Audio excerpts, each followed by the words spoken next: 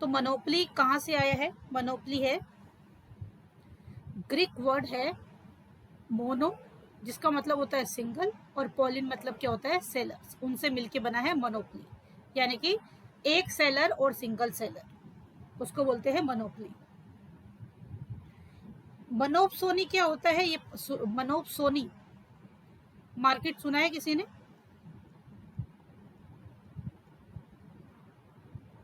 Monopoly तो वो है जिसमें कि भाई वन सेलर है और लार्ज नंबर ऑफ बायर है।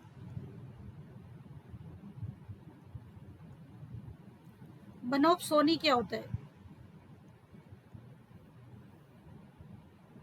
सुना है मनोपसोनी वर्ड कहीं? मनोपसोनी मैंने भी जब यूजीसी नेट की तैयारी करी थी तब पता चला था ऐसा कुछ होता है, क्योंकि स्कूल कॉलेज में तो कहीं सुना ही नहीं। मनोपसोनी होता है वन बायर। वन बायर ये एक अनरियलिस्टिक सिचुएशन है, लेकिन एग्जाम में तो कहीं भी क्वेश्चन आ सकता है। One buyer and large number of seller. मैंने पहली बार यूजीसी नेट की तैयारी की थी जब, उसमें पढ़ा था one buyer and large number of sellers. ठीक है, ये चीज ध्यान रखना है। ड्यूपोली आपको पता ही है, दोनों तरफ से एक बायर एक सेलर होता है, दोनों तरफ से बाय मोनोपोली भी जिसे कहते हैं, वो उसमें एक ही सेलर होता है और एक ही क्या होता है? बायर। मोनोपोली में जो फर्म होती है वो क्या होती है? प्राइस मेकर होती है, यानी कि फर्म अपने प्रोडक्ट का प्राइस खुद डिसाइड करती है। उसके प्रोडक्ट का कोई भी क्लोज सब्सटीट्यूट मार्केट में अवेलेबल नहीं होता। सब्सटीट्यूट हो सकता है लेकिन बिल्कुल उसके जैसा प्रोडक्ट यानी क्लोज सब्सटीट्यूट अवेलेबल नहीं होता है। कोई मुझे एग्जांपल दे सकता है सब्सटीट्यूट और क्लोज सब्सटीट्यूट का?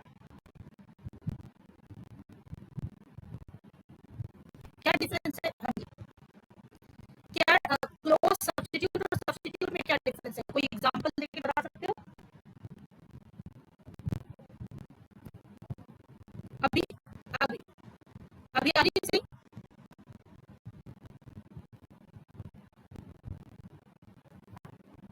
एक मिनट में इसको स्विच कर, वो मैं अपनी जो क्लास ले रही थी परसों जब आया था वाईफाई वाला, उसके बाद उसको कल बुलाया तो वो आया नहीं आज। मैं एक मिनट में नेटवर्क स्विच करती हूँ। अगर क्लास डिस्कनेक्ट होगी तो उसको रीज्वाइन कर लेना, एक बार स्विच करके देखती हूँ अगर ज्यादा ही प्रॉब्लम आ रही है तो। अभी देखिए थोड़ा सा बफर है,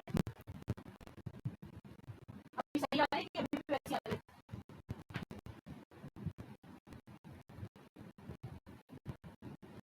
हाँ, ये थोड़ा नेटवर्क का है कि हमारे यहाँ से तो कुछ हमने कुछ चीज किया नहीं सकते। दूसरा वाईफाई डिस्चार्ज करा हुआ है।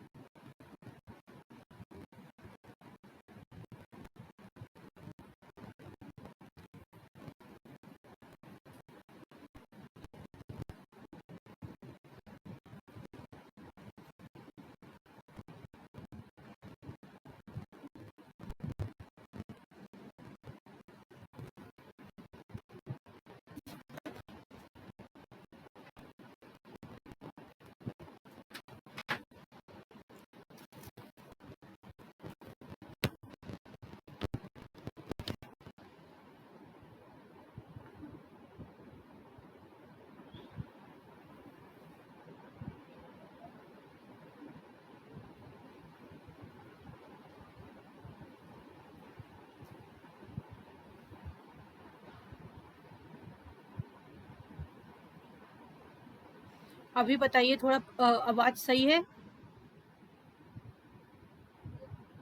पहले से बेटर है? ओके ओके, स्क्रीन डिस्प्ले हो रही है? ओके,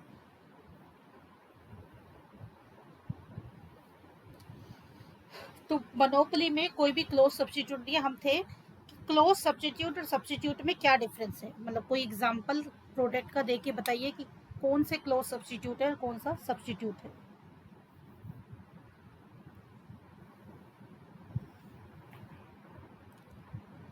बताइए, कोई एग्जांपल दीजिए सब्स्टिट्यूट और क्लोज सब्स्टिट्यूट का, जिससे कि डिफरेंशिएट कर पाए हम कि सब्स्टिट्यूट और क्लोज सब्स्टिट्यूट में क्या डिफरेंस है। क्योंकि मैंने वर्ड यूज किया है, मोनोपोली में कोई भी क्लोज सब्स्टिट्यूट नहीं होता।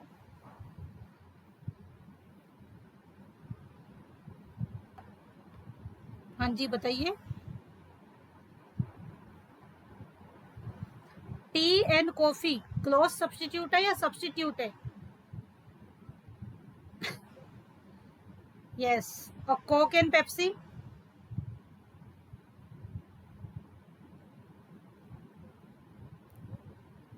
Coke and Pepsi close substitute. अब आप पेप्सोडेंट यूज कर रहे हो और दंत कांति यूज कर रहे हो, क्या होंगे? सब्स्टिट्यूट और क्लोज सब्स्टिट्यूट?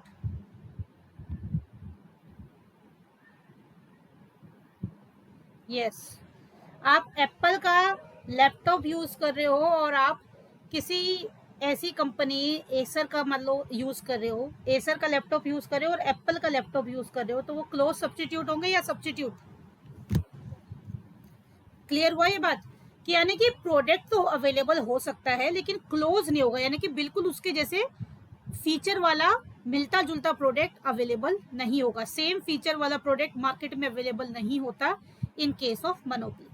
तो सब्स्टिट्यूट हो सकता है बट कोई भी उसका क्लोज सब्स्टिट्यूट यानी कि उसके जैसी क्वालिटी वाला मोर देन 90% क्वालिटी मैच करने वाला प्रोडक्ट मार्केट में अवेलेबल नहीं होता।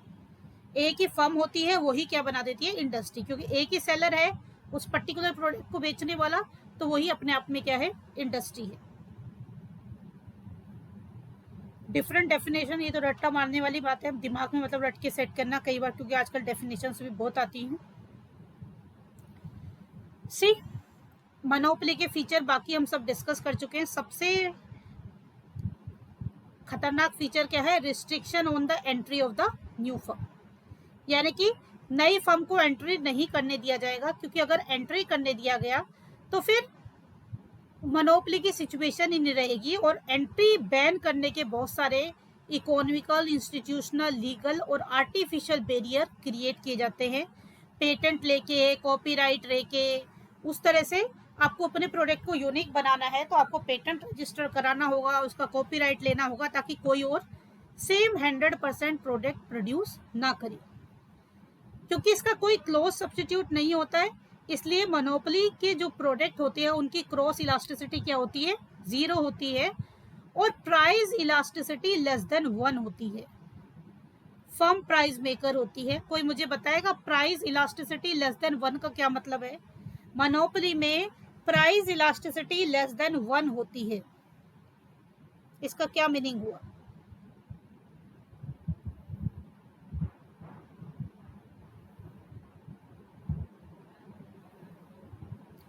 मोनोपोली में क्लोज इलास्टिसिटी लेस देन 1 होती है, इसका क्या मीनिंग हुआ? इलास्टिसिटी में मैंने less than, greater than, equal to सबके मीनिंग आपको बताए थे।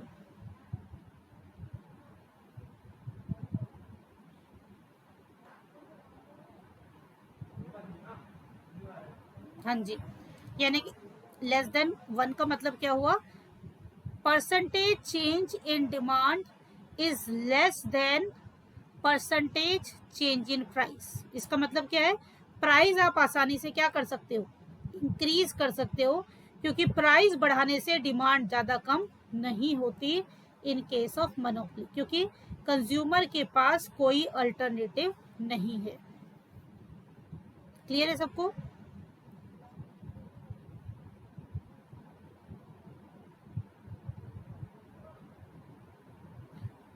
प्राइस क्रॉस के सिर्फ आपको वो बताया कि क्या प्रोसेस होता है, कैसे निकालते हैं, और ये मैंने जब आपको डिटर्मिनेंट्स बनाए थे तो उसमें बता दिया था कि भाई जो सब्स्टिट्यूट गुड्स है, सब्स्टिट्यूट गुड्स में पॉजिटिव क्रॉस इलास्टिसिटी होती है, और जो आपके कॉम्प्लीमेंट्री होते हैं उनमें जो क्रॉस इलास्टिसिटी है वो नेगेटिव होती है।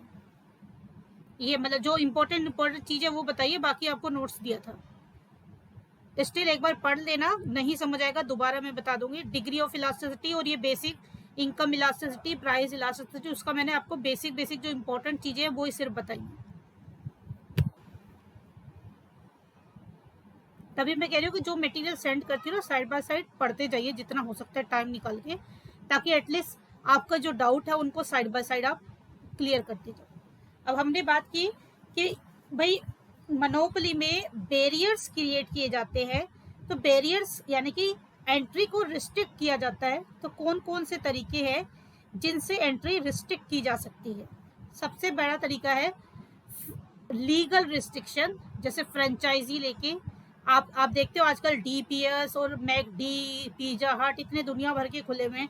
क्या ये एक ही ओनर के हैं? सबने क्या लिया हुआ है? फ्रेंचाइजी ली हुई है, यानी कि एक कंपनी का नाम इस्तेमाल कर रहे हैं। तो उसने एक क्वालिटी को रजिस्टर करा दिया, उसका पेटेंट ले लिया, और किसी और को अगर उस नाम को यूज करना है तो उसी कंपनी से क्या लेना पड़ेगा? फ्रेंचाइजी। यानी कि वो काम अपना कर रहे हैं, लेकिन अपना काम करने के लिए अगर उसको किसी को मैकडी नाम रखना है तो उसके बदले में उन्हें मैकडी वालों को, डीपीएस वालों को, पिज्जा हट वालों को, बाटा वालों को, जो भी उसके नाम से शोरूम खोले हैं उनको पैसा देना पड़ेगा। तो एक तरह से उन्होंने क्या किया? मोनोपोली क्रिएट कर दी। हाँ जी,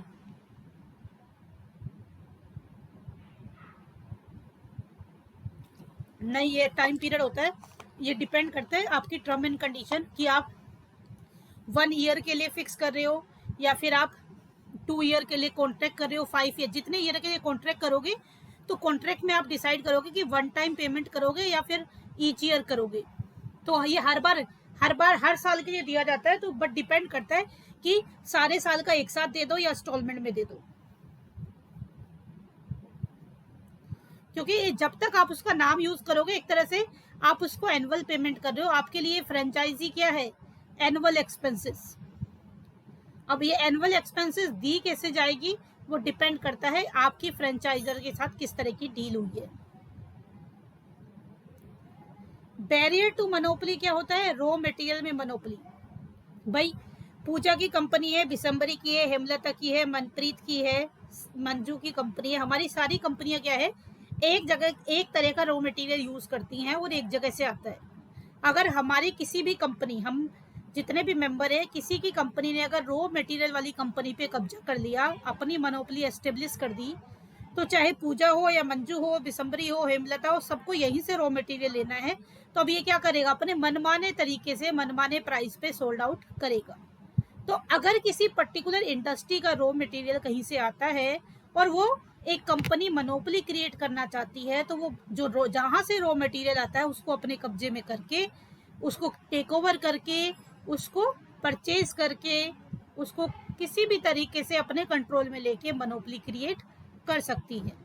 क्योंकि वो जितना चाहेगी फिर अपने मनमर्जी तरीके से उनको वो पर्टिकुलर रॉ मटेरियल प्रोवाइड करेगी। एक नेचुरल मोनोपोली होती है। देखिए कुछ ऐसे रिसोर्सेज है जो इंडिया में है, हम देखते हैं भाई कुछ ऐसी कंट्रीज है जहाँ पे तेल के कुएं बहुत ज़्यादा हैं, कहीं पे कुछ ज़्यादा है, कहीं पे कुछ ज़्यादा है। तो कुछ तो नेचर ने सब जगह एक जैसी चीज़ें नहीं दी है, कोई कहीं पे ज़्यादा है, कोई कहीं पे ज़्यादा है। तो जिसके पास जो चीज़ ज़्यादा है वहाँ पे उसी टाइप की क्या हो जाती है? मोनोपोली क्रिएट हो जाती है। तो कई बार नेचर के थ्रू भी मोनोपोली क्रिएट होती है। और लीगल मोनोपोली आप पेटेंट और कॉपीराइट के थ्रू भी कर सकते हो। मैंने बुक लिखी मान लो और मैंने उसका कॉपीराइट ले लिया, तो जो मेरा कंटेंट है वो कोई और कॉपी नहीं कर सकता सेम। अगर सेम कॉपी करेगा तो मैं फिर कॉपीराइट स्ट्राइक लगा के जो भी उसका प्रॉफिट है वो लीगल तरीके से उससे रिसीव कर सकती हूँ। तो आपके पास कोई इनोवेटिव आइडिया है, आपने उसका पेटेंट रजिस्टर करा दिया, अपनी कंपनी का ट्रेडमार्क रजिस्टर करा दिया, तो उस तरीके से भी आप क्या करते हो? मोनोपोली क्रिएट करते हो स्पेसिफिक इंग्रेडिएंट के प्रोडक्ट में, स्पेसिफिक फीचर के प्रोडक्ट में, और you can say specific technology के प्रोडक्ट में।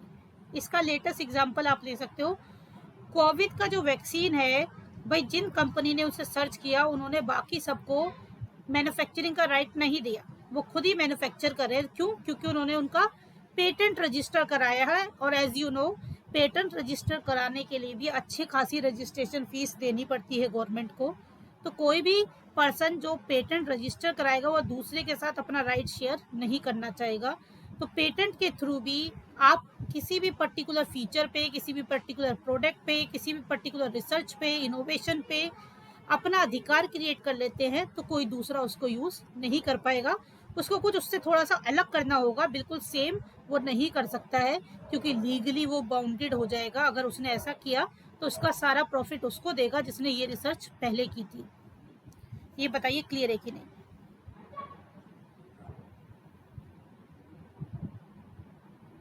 समझ आ रहा है? ज्यादा तो नहीं हो रहा है? क्योंकि हमारे पास और कोई ऑप्शन नहीं है, थोड़ा सा ज़्यादा तो हमें करना ही पड़ेगा, क्योंकि वैसे कुछ ना कुछ जब से बैच शुरू किया है टारगेट हमारा था कि ख़त्म करने का 4 महीने में, पर कुछ ना कुछ सिचुएशन ऐसी क्रिएट होती गई कि गैप बढ़ते गए, जिसकी वजह से हमारा टारगेट भी बढ़ता गया। ये सारी चीज़ें मैंने डिटेल में भी मेंशन की हुई हैं, आप पर्टिकुलरली अपनी नॉलेज के लिए इनको रीड आउट कर सकते हो। कोई दिक्कत आती है वो पूछ सकते हो। जो चीज़ मेन है वो सारी मैं आपको बता के चल रही हूँ, और प्रोवाइड आपको सारी चीज़ें कर रही हूँ कि आपको कुछ बुक से भी ना देखना पड़े, आपके पास सारा सफिशिएंट डेटा होगा। मोनोपोली में ये वाला पॉइंट भी थोड़ा सा ध्यान रखना है, ये भी इलास्टिसिटी और मोनोपोली का कॉम्बिनेशन है। ये पहले ही बता दिया आपको, MR AR डाउनवर्ड स्लोपिंग होता है। एक कर पे आपको इलास्टिसिटी का बता रखा है। सेंटर पे जो इलास्टिसिटी होती है वो 1 होती है, यानी कि जब इलास्टिसिटी 1 है तो टोटल रेवेन्यू क्या होता है? मैक्सिमम। ये चीज ध्यान रखनी है। इलास्टिसिटी अगर ग्रेटर देन 1 है तो टोटल रेवेन्यू इंक्रीज होगा। इलास्टिसिटी अगर लेस देन 1 है तो टोटल रेवेन्यू क्या होगा? डिक्रीज होगा। देखिए एक नंबर से मैं इसको बात को कन्वे करती हूँ। प्राइस है 10, क्वांटिटी डिमांडेड है सपोज 50, इलास्टिसिटी कह रहा है लेस देन 1, सपोज इलास्टिसिटी है 0.75। अब आपसे ये पूछ रहा है कि भाई टोटल रेवेन्यू क्या होगा अगर इलास्टिसिटी लेस देन 1 है। टोटल रेवेन्यू क्या होता है? Price into quantity. और यहाँ पे सपोज प्राइस क्या है, हमें इंक्रीज कर देते हैं, क्योंकि लेस देन 1 है तो मैं क्या कर रही हूँ, प्राइस को चलो डिक्रीज कर देती हूँ। इस सिचुएशन में मुझे क्वांटिटी कैलकुलेट करके बता सकता है कोई क्या होगी? मैंने आपको दिया है इलास्टिसिटी 0.75, प्राइस 10 है तो क्वांटिटी डिमांडेड 50 है, प्राइस 8 है तो क्वांटिटी क्या होगी, और फिर क्या निकालना है दोनों सिचुएशन में रेवेन्यू। तो ईपी का क्या फॉर्मूला है अगर आपको ध्यान हो तो? Price elasticity is delta Q upon delta P into P upon Q. ये सिंप्लीफाई करके percentage change in demand upon percentage change in price का सिंप्लीफाई फॉर्मूला बताया था। चेंज इन क्वांटिटी हमें नहीं पता, चेंज इन प्राइस आपको पता है, कितना प्राइस चेंज हो रहा है? 2। इनिशियल प्राइस, इनिशियल क्वांटिटी, और ये इलास्टिसिटी कितनी दी हुई है? 0.75। अब इसको सोल्व कर देंगे, 0 से 0 कैंसिल, यहाँ पे ये 5 2 जा 10 है, मल्टीप्लाई इधर डिवाइड करा, उधर जाके क्या करेगा? मल्टीप्लाई। चेंज इन क्वांटिटी क्या आ गया? 7.5। इतना बताइए पहले क्लियर हुआ कि नहीं? ये डायग्राम की चीज आपको मैं प्रूफ करके दिखा रही हूँ कि ये स्टेटमेंट लिखी है, आती कैसे, ये आ गया। अब न्यू क्वांटिटी क्या होगी? न्यू क्वांटिटी क्या होगा? Old quantity plus change in quantity, यानी कि न्यू क्वांटिटी क्या हो गई? 57.5। अब देखिए रेवेन्यू करके निकाल के देखिए दोनों सिचुएशन में। सिर्फ मैं ये प्रूफ करके दिखा रही हूँ तो आपको कैलकुलेटर पे कैलकुलेशन दिखा रही हूँ। कैलकुलेटर शो हो रहा है मेरा? अब पहली सिचुएशन क्या है? प्राइस है 10 और क्वांटिटी है 50, तो रेवेन्यू क्या हो गया? प्राइस इंटू क्वांटिटी, यानी कि 500। दूसरी सिचुएशन में प्राइस है 8 और क्वांटिटी कितनी है? 57.5, तो कितना आ गया? 460। अब ध्यान देखिए, पहली सिचुएशन में आपका जो रेवेन्यू आ रहा है, total revenue is equal to price into quantity, यानी कि 500, और दूसरी सिचुएशन में क्या आ रहा है 460। अब मैंने क्या लिखा है, अगर इलास्टिसिटी लेस देन 1 है तो टोटल रेवेन्यू घटेगा। अगर इलास्टिसिटी लेस देन 1 है तो टोटल रेवेन्यू डिक्रीज होगा। ये बात समझ आ रही है कि ये मैं आपको प्रूफ करके दिखा रही हूँ। ये आपको तो स्टेटमेंट ही लर्न करनी है, लेकिन हर एक स्टेटमेंट डेरिवेशन से आती है, इसलिए अगर आपको डिटेल में पता है तो थोड़ा सा समझने में थोड़ा सा आसानी रहती है कि ये चीज क्या है। ये बताइए क्लियर हुआ कि नहीं, कि अगर इलास्टिसिटी लेस देन 1 है तो प्राइस कम होने से क्वांटिटी इतनी ज्यादा नहीं बढ़ती है, जिससे टोटल रेवेन्यू क्या हो जाता है, डिक्रीज हो जाता है। इलास्टिसिटी अगर 1 होती है तो टोटल रेवेन्यू मैक्सिमम होता है, क्योंकि बराबर चेंजेस आते हैं दोनों में, क्वांटिटी में और प्राइस में। ग्रेटर देन 1 है तो प्राइस से ज्यादा क्वांटिटी इंक्रीज होती है, इसलिए टोटल रेवेन्यू क्या होता है, इंक्रीज होता है। Is this clear to all of you? आगे बढ़े, किसी का कोई क्वेश्चन हो तो पूछ लीजिए।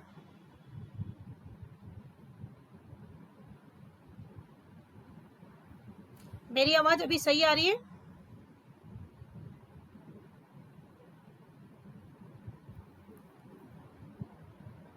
रिलेशन में पहले ही सारा बता चुकी हूँ, सेम चीजें रिपीट हो रही है, बस ये कंडीशन ऑफ इक्विलिब्रियम ध्यान रखना।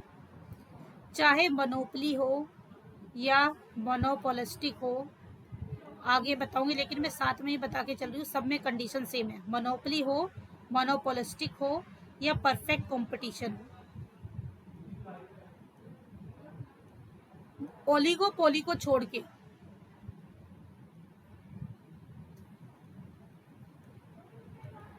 ओलिगोपोली को छोड़ के बाकी सारी मार्केट में जो कंडीशन ऑफ इक्विलिब्रियम है वो सेम है, अलग अलग लर्न करने की जरूरत नहीं है, सबके लिए एक ही फंडा काम करता है। क्या? Marginal cost is equal to marginal revenue. Marginal cost curve cuts marginal revenue from below, यानी कि marginal cost curve marginal revenue curve को नीचे से काटता हुआ होना चाहिए। अब इस बात को मैं दिखाती हूँ। सपोज मैं परफेक्ट की बात कर रही हूँ, तो परफेक्ट में क्या होता है, price is equal to AR is equal to MR। सबसे पहले कह रहे हैं marginal revenue is equal to marginal cost. अब मैंने एक मार्जिनल कॉस्ट कर्व बनाया, आप देख रहे हो 2 पॉइंट पे मार्जिनल रेवेन्यू और मार्जिनल कॉस्ट क्या है, इक्वल है। तो पहली कंडीशन कह रही है MR is equal to MC, तो ये 2 पॉइंट पे बात सेटिस्फाई हो रही है A और B पर। दूसरी कंडीशन क्या कह रही है, marginal cost curve cuts marginal revenue curve from below, यानी कि बिलो से कट करने का मतलब क्या है, इंक्रीज होते हुए कट करना चाहिए। अब बताइए इस पॉइंट को अगर कंसीडर करते हैं तो A और B में से कौन सा इक्विलिब्रियम पॉइंट होगा, ठीक है ना। यानी कि जब मार्जिनल रेवेन्यू बढ़ता है उस टाइम पे जब वो मार्जिनल रेवेन्यू को कट करेगा मार्जिनल कॉस्ट, तो वो इक्विलिब्रियम होगा। तो यहाँ पे इक्विलिब्रियम पॉइंट क्या है, B, और इससे जो डिसाइड होगी वो है इक्विलिब्रियम क्वांटिटी और इक्विलिब्रियम प्राइस। इतना बताइए क्लियर है कि नहीं। और कोई भी मार्केट हो, चाहे परफेक्ट हो, सपोज मोनोपोली मोनोपोलिस्टिक की बात करूं तो इस तरह से बनता है कर्व, MR नीचे होता है, AR ऊपर होता है, और MC इसको क्या करता है, कट करता है। तो यहाँ पे भी क्या होता है, MR is equal to MC and MC cuts MR from below, यहाँ से काटेगा, जहाँ पे ये काटता है इसे क्या कहते हैं, क्वांटिटी। और इसको अगर प्राइस निकालना है तो प्राइस निकालने का तरीका क्या होता है, इसे AR तक एक्सटेंड करा जाता है, ये है प्राइस। परफेक्ट में वही सामने वाला प्राइस हो जाता है, लेकिन मोनोपोली और मोनोपोलिस्टिक में जहां पे AR MC कट काटता है उसे एक्स एक्सिस से ज्वाइन करते हैं, वो हो जाता है इक्विलिब्रियम क्वांटिटी। और इक्विलिब्रियम प्राइस निकालना है तो इसी पॉइंट को AR तक एक्सटेंड करते हैं और वाई एक्सिस से ज्वाइन कर देते हैं, जहां पे ये मिलता है उसे बोलते हैं प्राइस। ये बताइए क्लियर है कि नहीं। तीनों का कंबाइनली बता रही हूँ कंडीशन, क्योंकि तीनों में सेम सिचुएशन है, सिर्फ कर्व की शेप में डिफरेंस है। और ये क्या है, प्रॉफिट मैक्सिमाइज की कंडीशन। अगर आपसे एग्जाम में प्रॉफिट मैक्सिमाइजेशन कंडीशन पूछता है तो उसमें भी आपको यही मेंशन करना है। बताइए क्लियर है कि नहीं।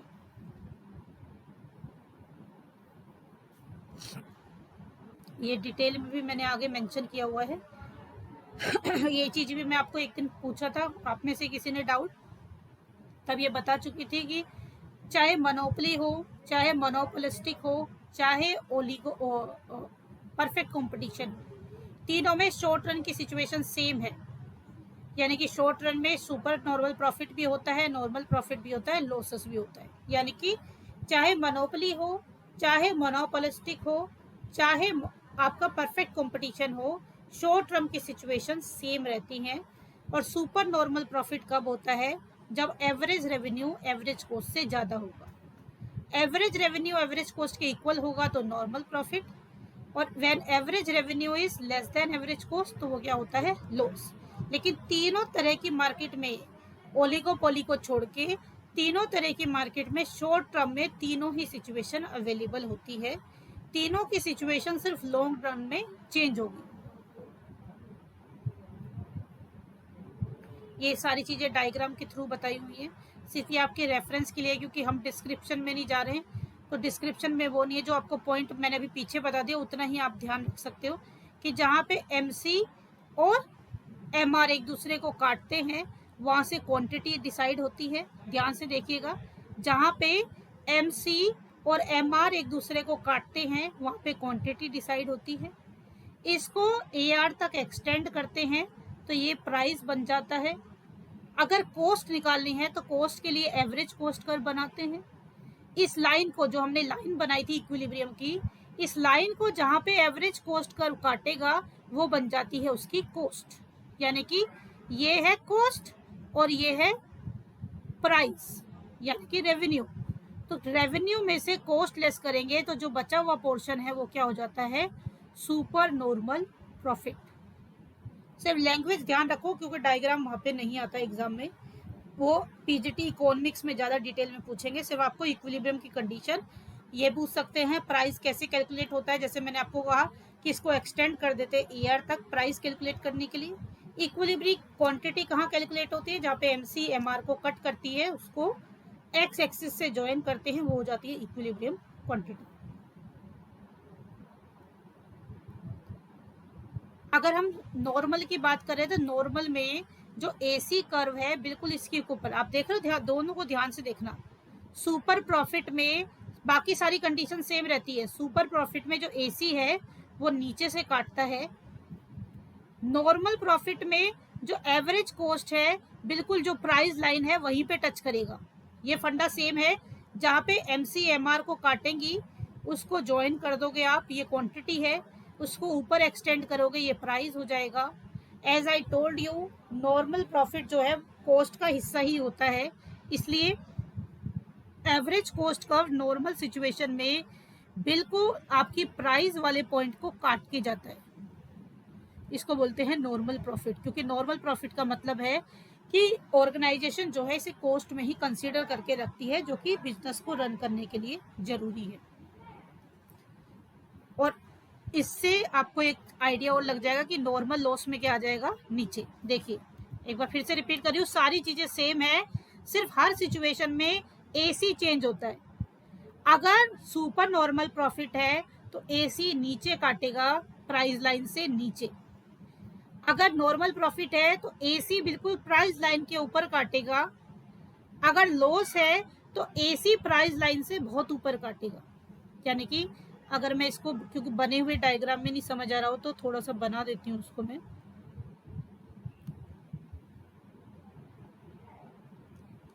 सी सारा बेसिक सिचुएशन सारी सिचुएशन में सेम है कि भाई ये एमआर है, ये एआर है, जहाँ पे एमसी एमआर को कट करता है वो हो जाता है इक्विलिब्रियम क्वांटिटी।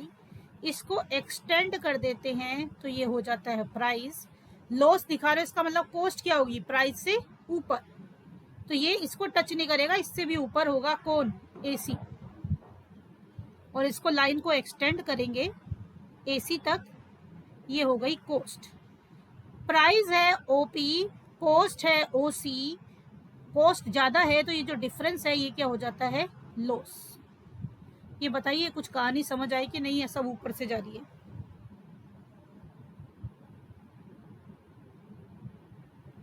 आया कुछ समझ? आवाज सही आ रही है मेरी? धीरे हो गए क्या, ज्यादा हो गया क्या बर्डन?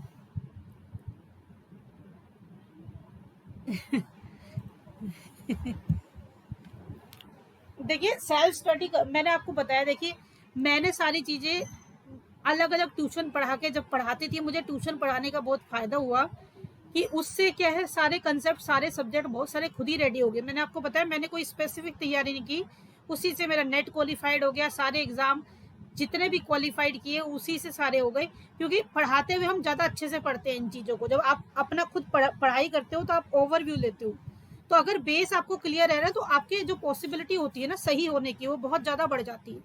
इसलिए मैंने सोचा था कि इकोनॉमिक्स बहुत बड़ी है तो मैं आपको एमसीक्यू से कराऊं। मैंने एक दिन आपको दिया भी था, लेकिन आपके पढ़ने के तरीके से मैं सेटिस्फाई नहीं हुई, तो फिर मैंने फिर डिसाइड किया कि डिस्क्रिप्शन ही पहले कराऊंगी, एमसीक्यू आपको प्रैक्टिस के लिए दूंगी। तो इसलिए मेरा मानना यह है कि अंडरस्टैंडिंग बहुत जरूरी है, क्योंकि टॉपिक की अंडरस्टैंडिंग बहुत जरूरी है। स्टिल पढ़ के कोई भी डाउट होता है तो दोबारा पूछ लेना, लेकिन इनको देख लेना, थोड़ी सी कॉम्प्लिकेटेड चीजें भी हैं।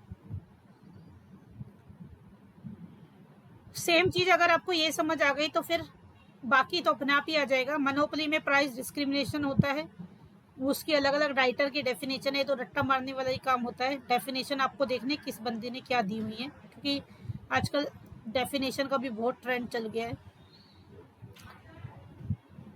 प्राइस डिस्क्रिमिनेशन की क्या क्या कंडीशंस हो सकती हैं, किस किस बेस पे डिस्क्रिमिनेशन किया जा सकता है। आइए मुझे बताओ, सह पाओगे, करा दूं बचा हुआ पोर्शन या खत्म करूं? क्योंकि यहाँ पे भी थोड़ा सा ये इम्पोर्टेंट चीज है, और अभी आप लोग एग्जॉस्ट हो गए होगे अभी तक सुनते सुनते, वो भी ऑनलाइन। तो इसको नेक्स्ट करते हैं, कोई दिक्कत नहीं है, एक आधी क्लास एक्स्ट्रा लग जाए, लेकिन चीजें अच्छे से होनी चाहिए। एज आई टोल्ड यू, थोड़ा टाइम आगे बढ़ सकता है, लेकिन कोशिश यही करेंगे जितनी चीज, अभी हमें भागने की कोई जल्दी भी नहीं है, हमारे पास सफिशिएंट टाइम है। जो चीजें आसान होंगी उसमें मैं भागूंगी, बीएसटी में भागूंगी, मैं एचआरएम में भागूंगी, मार्केटिंग में भागूंगी, उसमें तो ज्यादा काम आपको दूंगी, मैं समझाने वाला मेन काम करूंगी सिर्फ, क्योंकि ये कुछ सब्जेक्ट ऐसे हैं।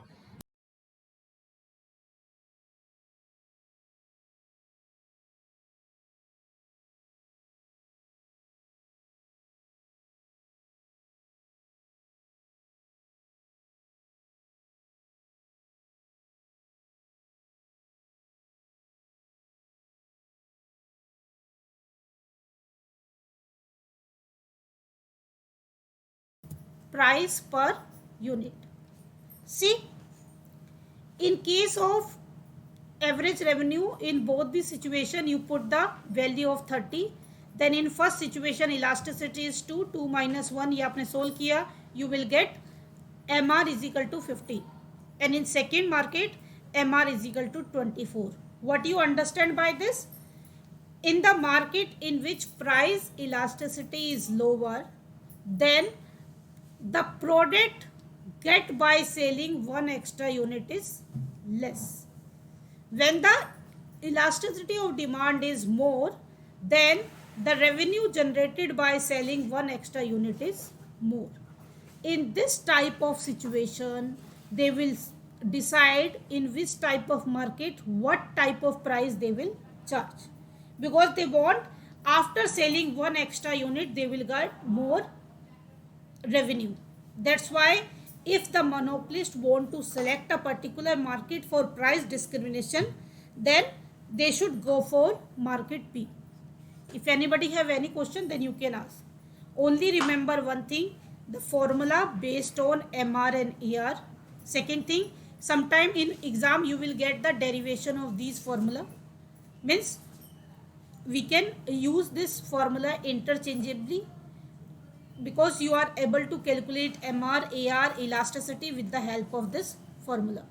The second thing is, if the elasticity is more in that particular market, marginal revenue get by selling one extra unit is more, means that particular market is beneficial for monopolist for extra revenue point of view.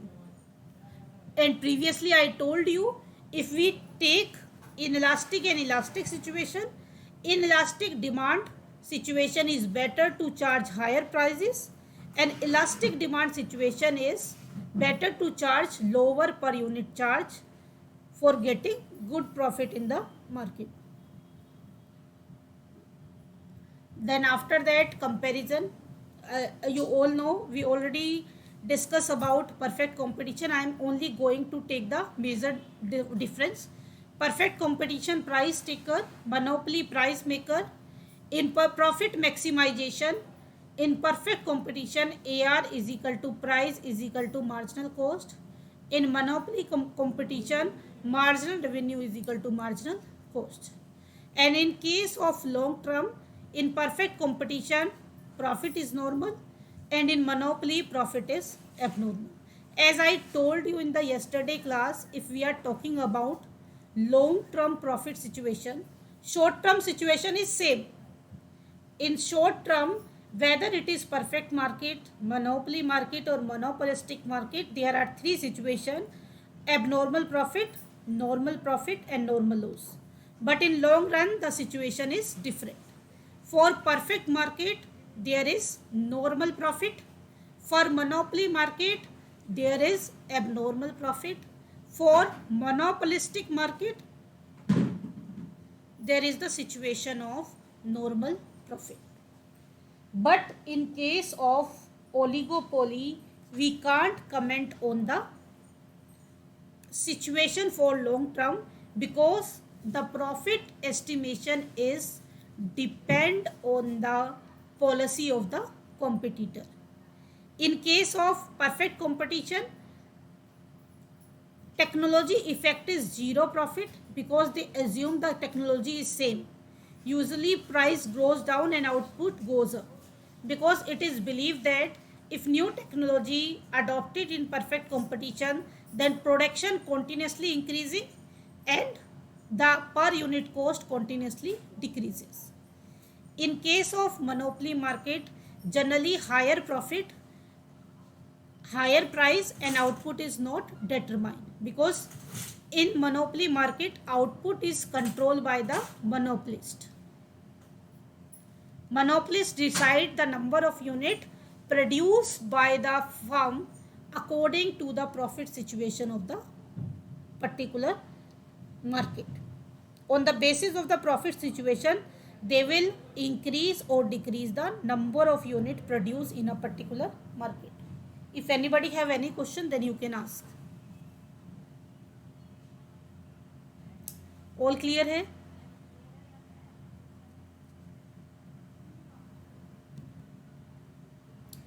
Then monopolistic competition, इसमें सिर्फ अलग क्या याद रखना है, आपको बताया कि भाई परफेक्ट में large number of buyers and sellers, monopoly में एक seller large number of buyer, monopoly में large number of seller one buyer, और मोनोपोलिस्टिक में large number of buyers and sellers but less than perfect market.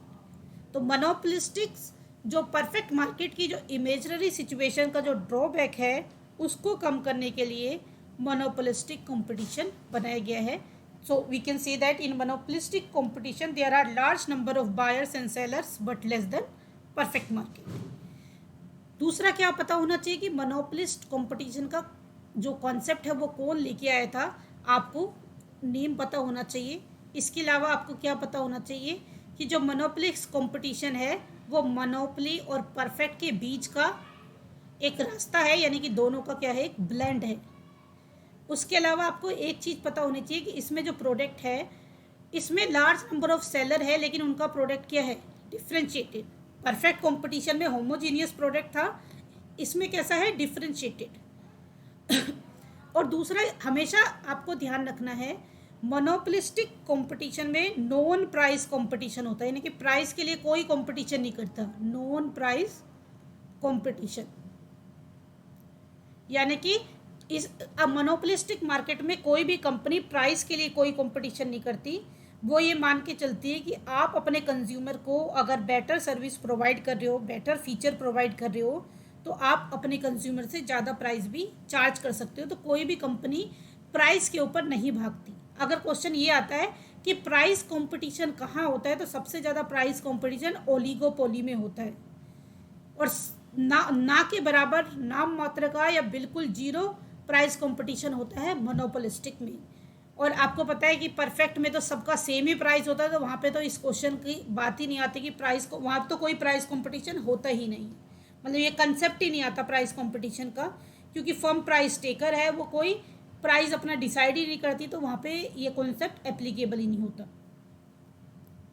अब यहाँ पे जो differentiated product होता है वो सब्सटीट्यूट हो सकता है, परफेक्ट सब्सटीट्यूट नहीं हो सकता, यानी कि क्लोज सब्सटीट्यूट है, मीन्स ऑलमोस्ट 90% यूटिलिटी दे सकता है दूसरी कंपनी के प्रोडक्ट के जैसा, बट पूरी तरह से 100% सब्सटीट्यूट नहीं है दूसरी कंपनी के प्रोडक्ट का, यानी कि same feature, same technology, same ingredient आप अपने कस्टमर को प्रोवाइड कर सकते हो, बट ऐसा नहीं है कि 100% आपका जो प्रोडक्ट है वो 100% दूसरी कंपनी के जैसा आपको देगा।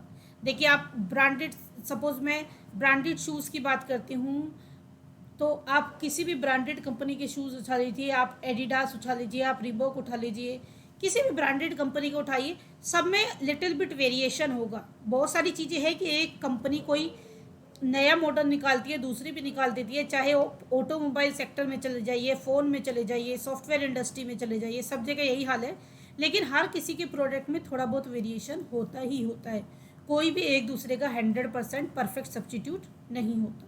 लेकिन यहाँ पे लार्ज नंबर ऑफ कंपनीज होती है, और यू कैन सी दैट किसी भी प्रोडक्ट को बेचने वाली मोर देन 100 कंपनीज है, या more than 10, but less than perfect competition.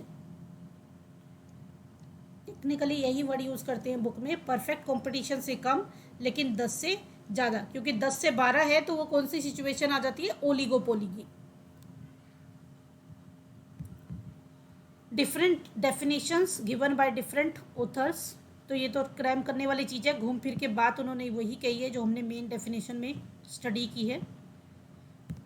मोनोपोलिस्टिक्स competition में प्रोडक्ट डिफरेंशिएशन है, एज वी ऑलरेडी डिस्कस, इसमें भी फ्री एंट्री एंड एग्जिट होता है। नॉन प्राइस कंपटीशन होता है, as I already told you. Firm price maker है, यानी कि फर्म अपने प्राइस से रिलेटेड पॉलिसी खुद बना सकती है। परफेक्ट कंपटीशन में जीरो सेलिंग कॉस्ट होती है, इसमें सेलिंग कॉस्ट को कंसीडर किया जाता है।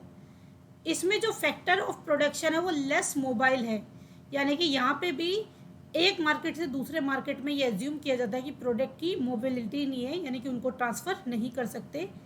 परफेक्ट कंपटीशन में मार्केट में एंटर करने से पहले पूरी नॉलेज होती है, परफेक्ट नॉलेज होती है, लेकिन मोनोपोलिस्टिक में जब तक आप मार्केट में एंटर नहीं करते तब तक आपको मार्केट के बारे में पूरी परफेक्ट और 100% नॉलेज नहीं होती। देन यही जो फीचर आपको बताए हैं वही सारी चीज़ें एक्सप्लेन की हुई हैं। Condition as I told you same ही है, वही MC is equal to MR, MC cuts MR from below. तो ये मैं पहले ही बता दिया कि अलग अलग करके मत पढ़ो, ये ध्यान रखो, परफेक्ट कंपटीशन, मोनोपोली और मोनोपोलिस्टिक में प्रॉफिट मैक्सिमाइजेशन की ये दोनों कंडीशन है। डायग्राम जैसे बताया था सेम वही है, सुपर प्रॉफिट का फंडा वही है जो लास्ट क्लास में बताया। नॉर्मल प्रॉफिट का शॉर्ट टर्म में तीनों चीज़ें हैं, नॉर्मल लॉस, लॉन्ग रन में सिर्फ अलग है सिचुएशन। ये वाली सिचुएशन भी बिल्कुल सेम है, सिर्फ ये रेफरेंस के लिए अलग अलग लिखी है, लेकिन मैंने आपको बोला तीनों को कंबाइन करके आप पढ़ सकते हो।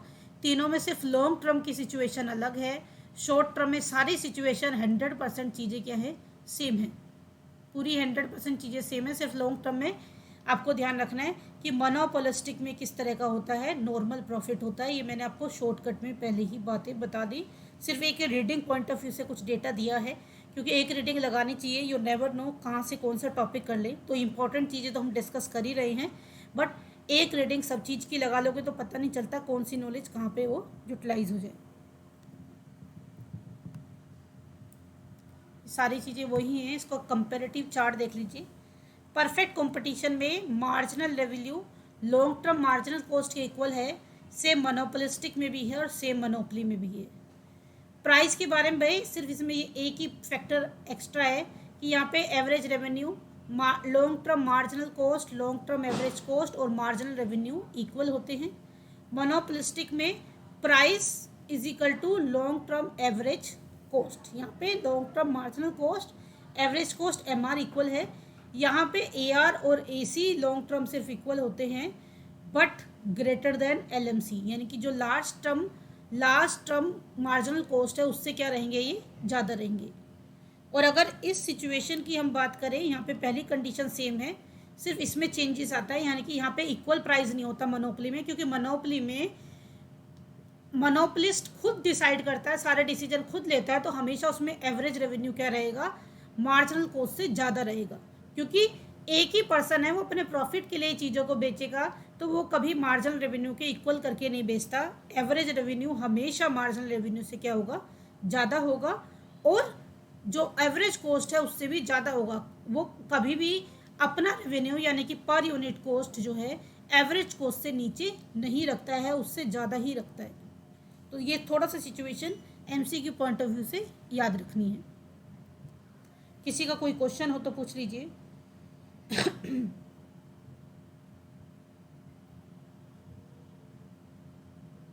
मेरी वॉइस प्रॉपर आ रही है सबको? Okay, then last one is oligopoly. Oligopoly जो है वर्ड डिराइव हुआ है ग्रीक वर्ड से। आजकल ये क्वेश्चन भी आ जाता है, तो ये भी पढ़ना जरूरी है। ओलिगो मीन्स होता है फ्यू, और पोलिन मीन्स होता है सेलर्स, यानी कि ओलिगोपोली का मतलब क्या हो गया, few sellers. Often describe as competition among few, यानी कि इसमें क्या है, कुछ ही, जैसे कि मैं शुरू से बताती जा रही हूँ, मैं बार बार ये चीज़ रिपीट ही करती हूँ कि भाई 2 से 10, ज़्यादा से ज़्यादा 12 हो सकती हैं, मिनिमम 2 और मैक्सिमम 10 से 12 अगर फर्म है, तो उस पर्टिकुलर मार्केट को क्या कहेंगे, ओलिगोपोली।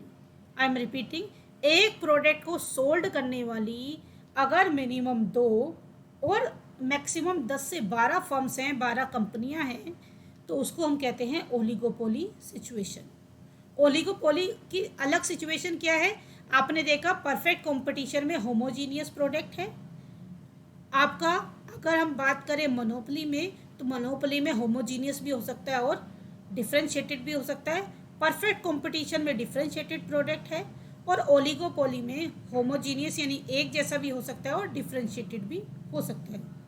दोनों तरह के प्रोडक्ट हो सकते हैं, तो ये पॉइंट भी अच्छे से ध्यान रखने वाला है।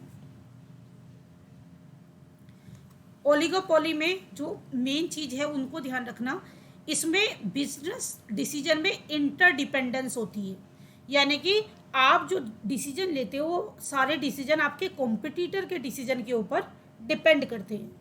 यानी कि इंडिविजुअली आप डिसीजन नहीं ले सकते, आपको डिसीजन लेने से पहले सोचना पड़ेगा कि इस डिसीजन के कॉन्ट्रा में जो आपके कॉम्पिटिटर है वो क्या डिसीजन लेंगे, उसी के अकॉर्डिंग आपको अपनी स्ट्रेटजी प्लॉट करनी पड़ती है, क्योंकि आपका सारा डिसीजन उसके ऊपर जो आपका कॉम्पिटिटर है वो कैसे रिस्पॉन्ड करेगा उसके ऊपर डिपेंड करेगा। और डिसीजन क्योंकि एक दूसरे से जुड़े हुए हैं, प्रोडक्ट एक दूसरे से जुड़ा हुआ है, जरा सी गलती से आप अपने कस्टमर को लूज़ कर सकते हैं। इसलिए हम कहते हैं कि ओलिगोपोली में जो क्रॉस इलास्टिसिटी वो कैसी होती है, हाई क्रॉस इलास्टिसिटी होती है। अपने प्रोडक्ट को बेटर बताने के लिए एडवर्टाइजमेंट और सेलिंग में बहुत ज़्यादा खर्चा किया जाता है। सारी मार्केट चाहे परफेक्ट हो, मोनोपोली हो, मोनोपोलिस्टिक हो, ओलिगोपोली में सबसे ज़्यादा खर्चा किया जाता है। इसमें प्राइस रिजिडिटी होती है। कोई मुझे बता सकता है प्राइस रिजिडिटी कैसे होती है?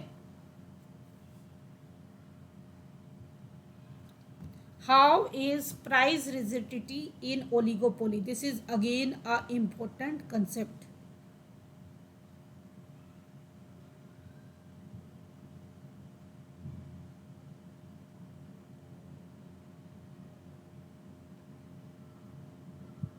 बताइए।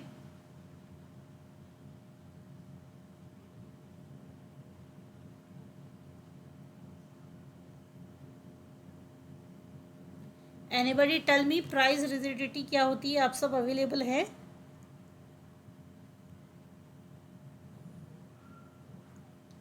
What do you understand by price rigidity?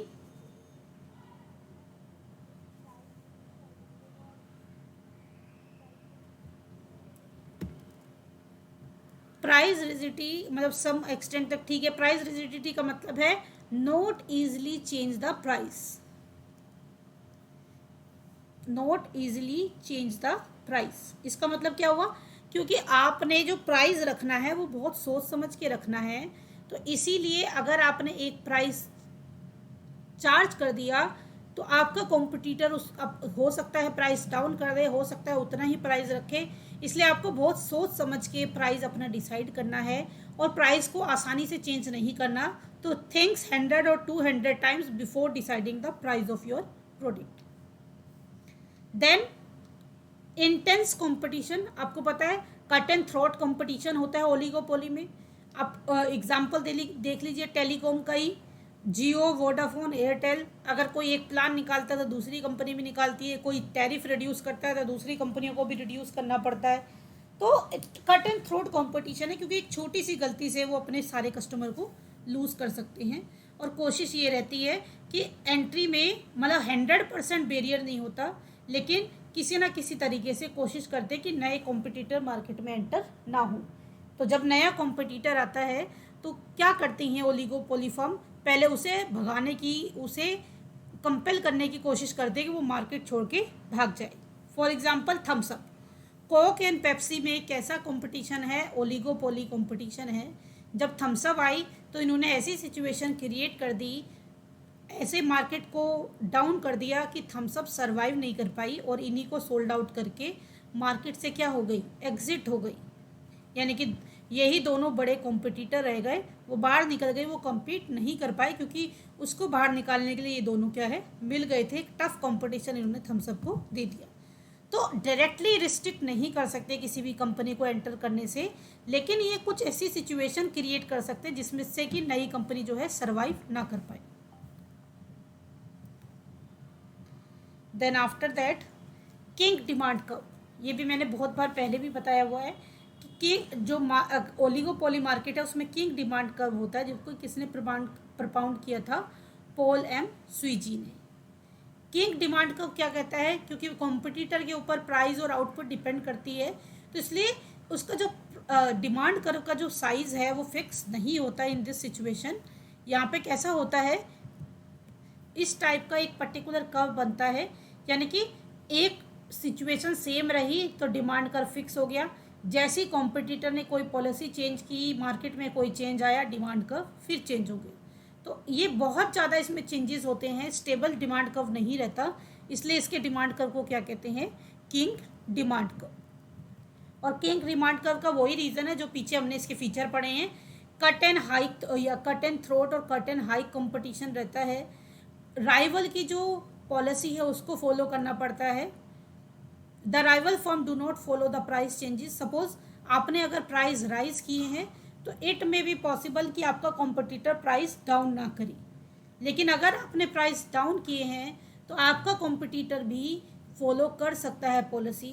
तो इट डिपेंड्स कि राइवल किस तरह से बिहेवियर करता है, इसलिए हम कहते हैं कि अगर आपने प्राइस हाइक किया है, हो सकता है आपका कॉम्पिटिटर प्राइस हाइक ना करे, उसकी वजह से भी आपकी डिमांड चेंज हो जाए। तो यहाँ पे एक ही एस्पेक्ट को इसमें दिखाया गया है, the rival firm do not follow the price changes, rival firm do not react to price hike.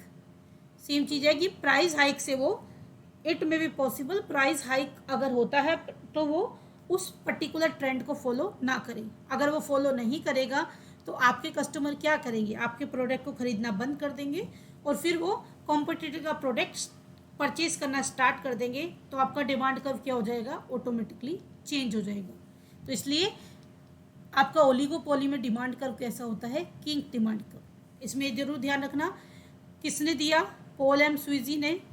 कैसा डिमांड कर्व होता है, किंग डिमांड कर्व होता है। क्यों होता है, because of the higher interdependence of business decision and high cross elasticity of the product. ये main reason है इस किंग डिमांड कर्व की, क्योंकि क्रॉस इलास्टिसिटी है, जरूरी नहीं है कॉम्पिटिटर आपकी तरह ही बिहेव करे, वो इनडिफरेंटली जो आपने सोचा होगा हो सकता है उससे अलग टाइप से भी बिहेव करे। तो आपकी डिमांड जो है प्रेडिक्ट नहीं की जा सकती, it depend on the situation. Summary में वो सारी चीज़ें जो हमने की हैं वो एक टेबल में सम अप की हुई हैं। आप एमसीक्यू साइड बाय